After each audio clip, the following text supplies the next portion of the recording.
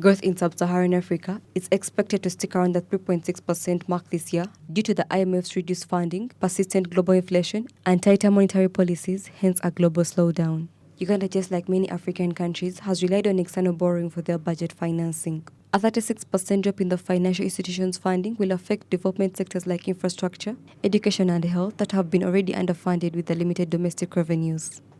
While we are doing much better in Uganda than the median sub-Saharan African country, this is true for the short term. This is true for those macroeconomic imbalances that are not present in Uganda. We have a rather stable environment, debt is sustainable, fiscal deficits are coming down, inflation is coming down. But the long-term perspective is not very optimistic.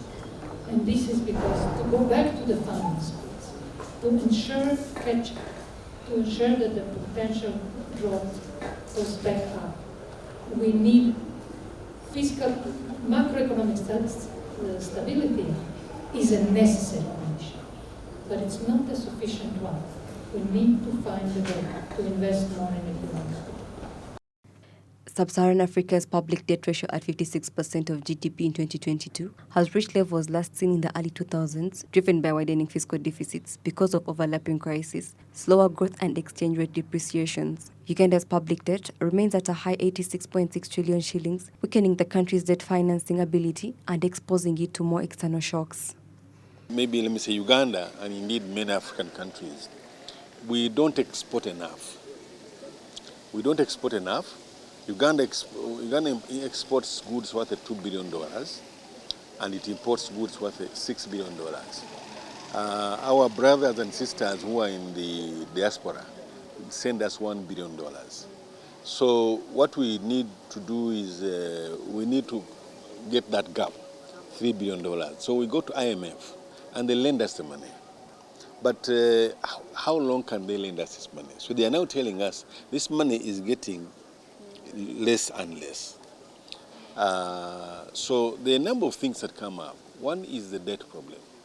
In light of deteriorating financing options, Uganda Revenue Authority together with Ministry of Finance are exploring broader domestic revenue mobilizations. However, this is yet to be fully exploited due to the existing challenges that have hindered investment and created disincentives for businesses and individuals to participate in the formal economy.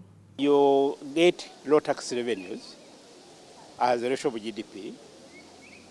Normally we get tax to GDP of around 13–14%. In rich countries, they can go up to 40%. So when you get a low tax revenue, people think that you are misusing the money, and therefore that's why you have potholes in the road, etc. Therefore, you are not credible. No, the problem is that we have a low tax effort, what we call tax effort, low tax collection. So one of the ways, therefore, you see in the budget is really to enhance tax collection. Regional growth is anticipated to pick up from 3.6% to 4.2% in 2024 by adapting the already contested tight monetary policy, plus financing of key sectors like agriculture, infrastructure, and health. Financing agriculture, by the way, is very, very hard, especially because volatility, and we do not have natural wealth, that can support. The other thing is, actually, in most of our countries, we do not have commercial farming models. We use traditional farming models. So when you don't have commercial farming models, which means the whole ecosystem, the whole chain, it's all, if I produce, who do I sell to? Is there a short consumption model?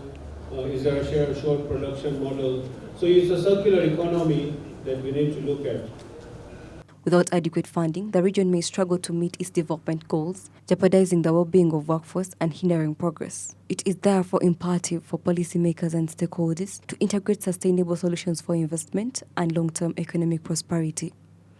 Martha Nimsima, Smart24 TV, Business Today.